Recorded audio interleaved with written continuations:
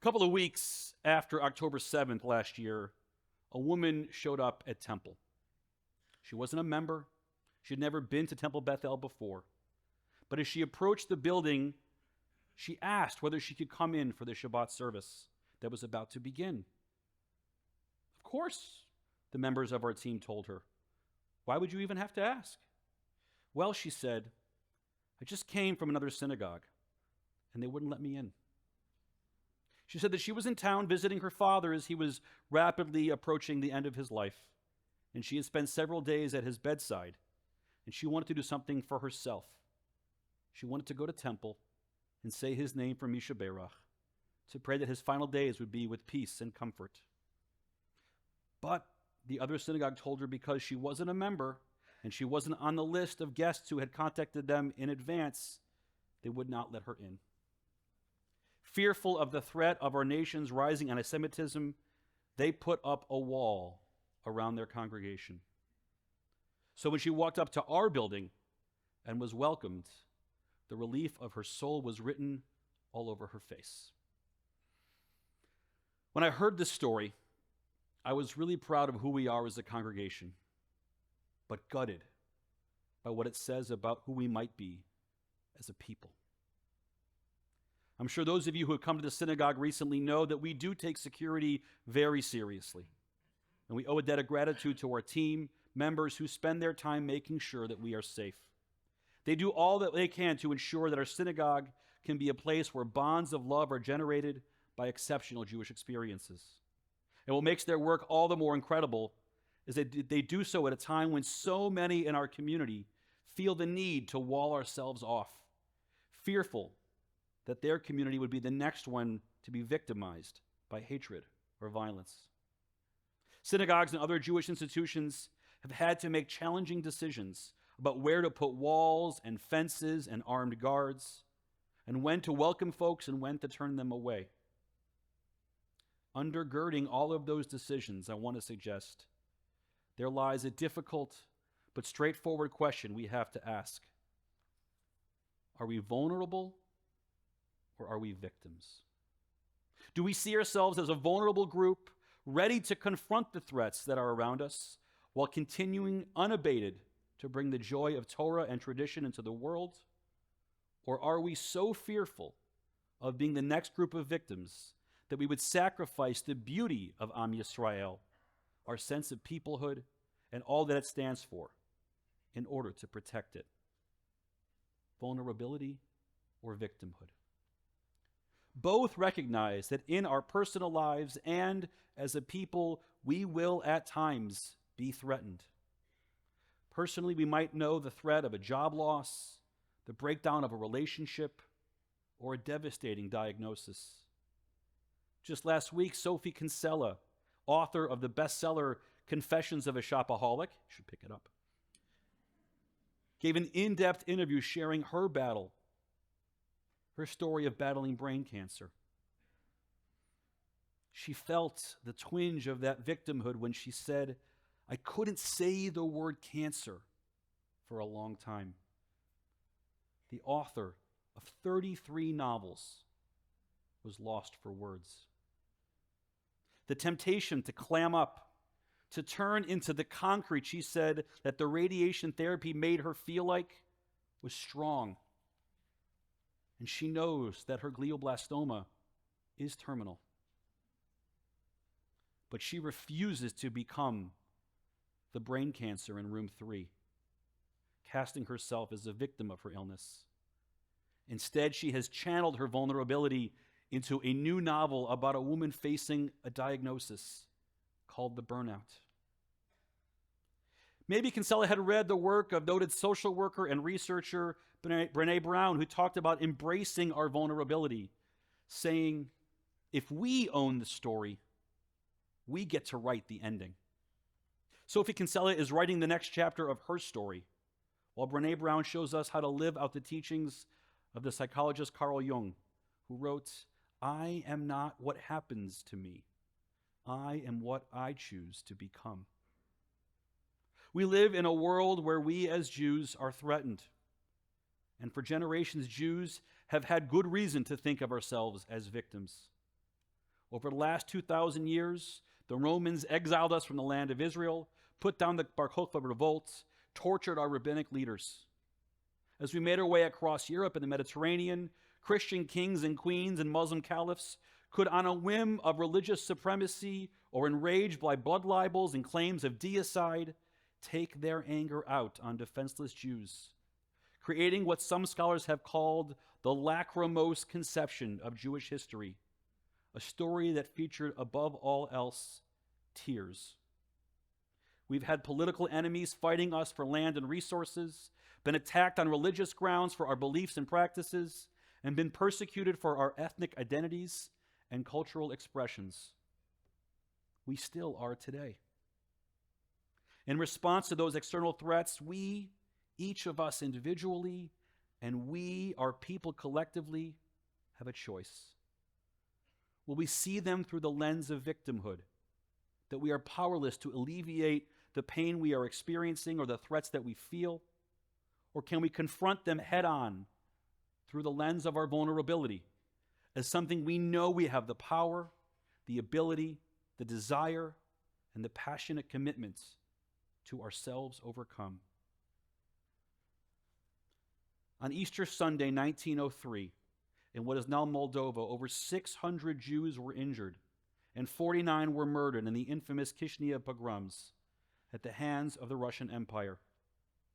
This wasn't the first pogrom or the last, but it happened at a time when Jewish attitudes were starting to change. And that pogrom actually accelerated that change. In response, Theodor Herzl renewed his calls for a Jewish state. Although at that time he said to make it in Uganda, but that's a different story. In the newly resurrected modern Hebrew language, Chaim Nachman Bialik penned a poem, In the City of Slaughter, a poem that captured the pogrom in all of its brutality, of children murdered, women defiled, trees splattered with blood. And thou wilt come with those of thine own breed into the synagogue, and on a day of fasting to hear the cry of their agony, their weeping everlasting. Thy skin will grow cold, the hair on thy skin stand up, and thou wilt be by fear and trembling tossed. Thus groans a people which is lost. The agony of victimhood is palpable. Imagining a community gathering on a fast day like today, overwhelmed in tears. But to close the poem, he implored that they turn that page in the Jewish story. Speak to them, bid them rage. Let them against me raise the outraged hand. Let them demand the retribution for the shamed of all the centuries and every age.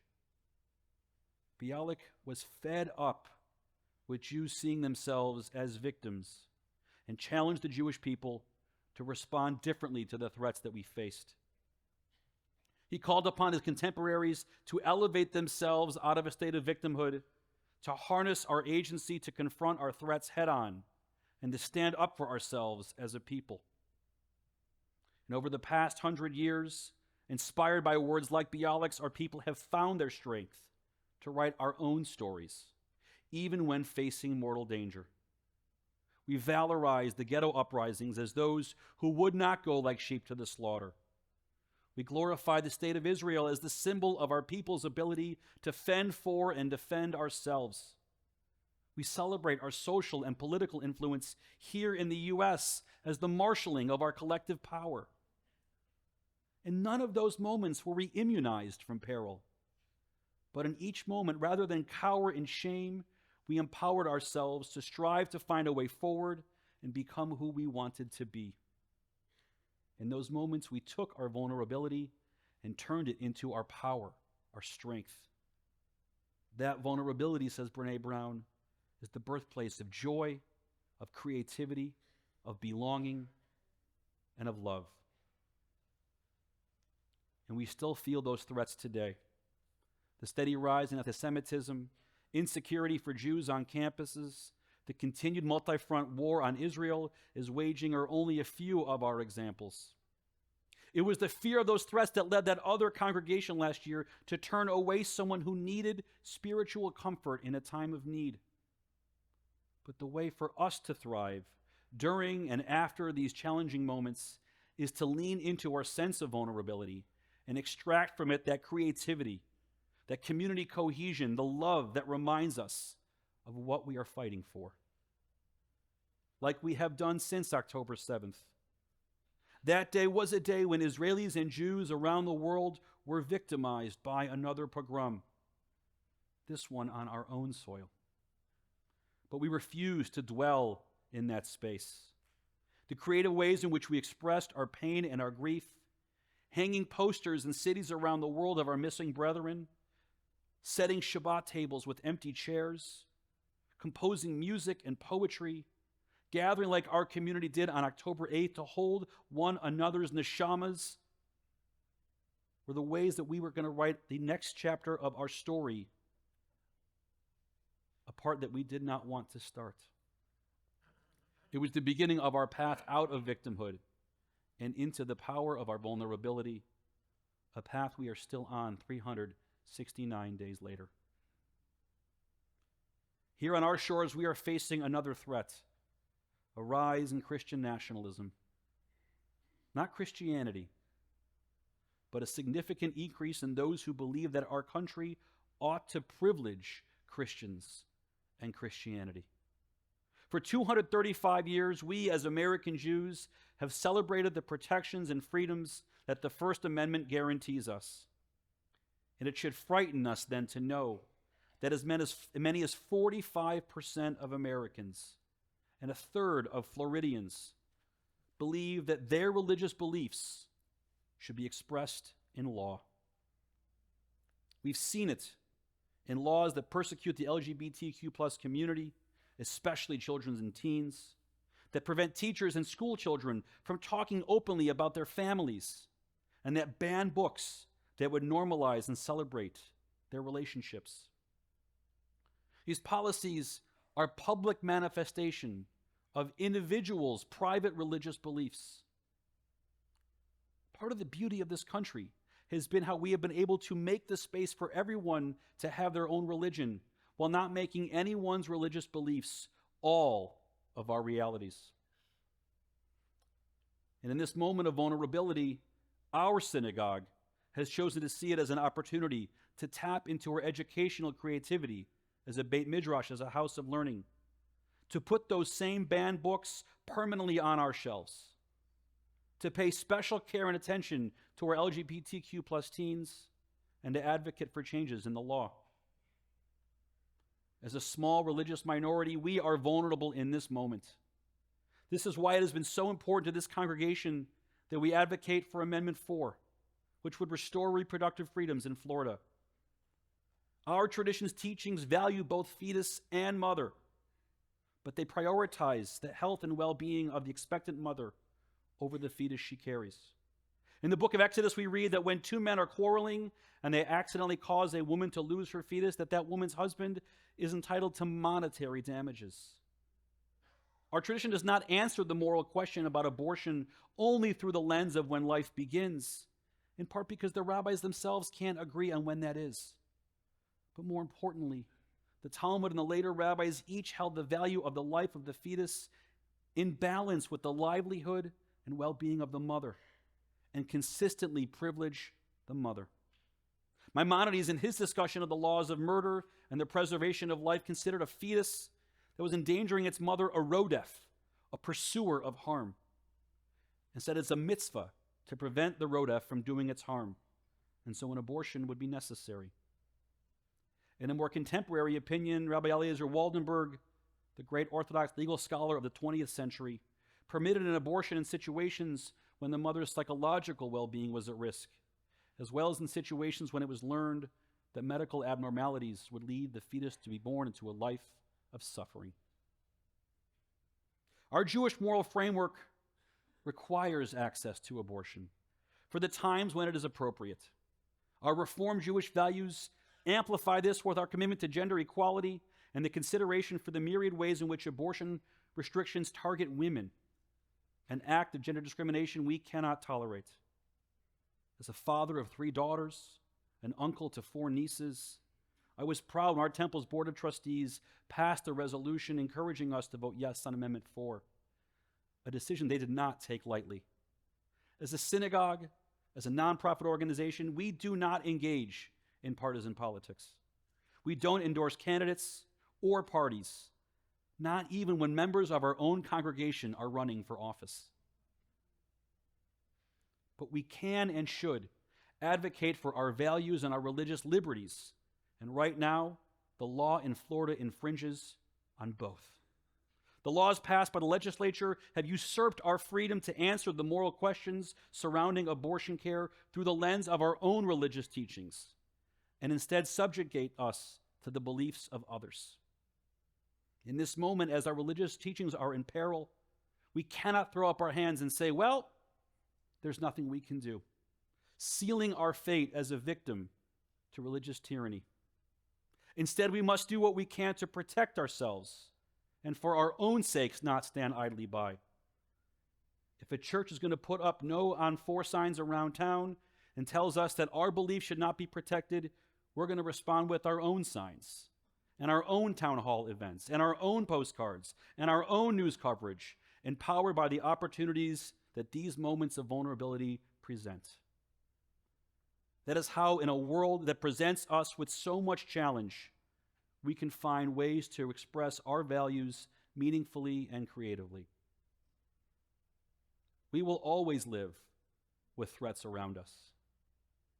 But when we protect ourselves by tapping into the core of who we are and remind ourselves that when everyone around us, why we matter, we spread the warmth and the brightness of the light unto the nations that our tradition inspires us to be.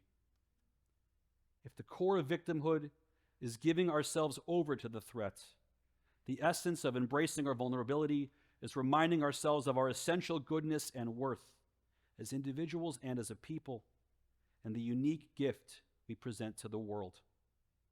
So when we are threatened, rather than turn into ourselves, we can empower ourselves by using our resources to share our Torah and our tradition with the world. As this Yom Kippur begins this evening, we know that we are vulnerable. Yom Kippur challenges us to contemplate the vulnerability of our mortality. If we lean into the power that affords us, we can use it to ask ourselves, what do I want this year to be? What do I want this life to be? What do I want my legacy to be? We can be inspired by our Torah, which on this day will inspire us to choose life and blessing for ourselves and our family, and elevate us as a people of holiness. Our prayers will challenge us to bring repair and justice into the world, that we may be worthy of inscription and sealing into the book of life and blessing. Gemar Chatima Tova. May we all be so inscribed and sealed. Amen.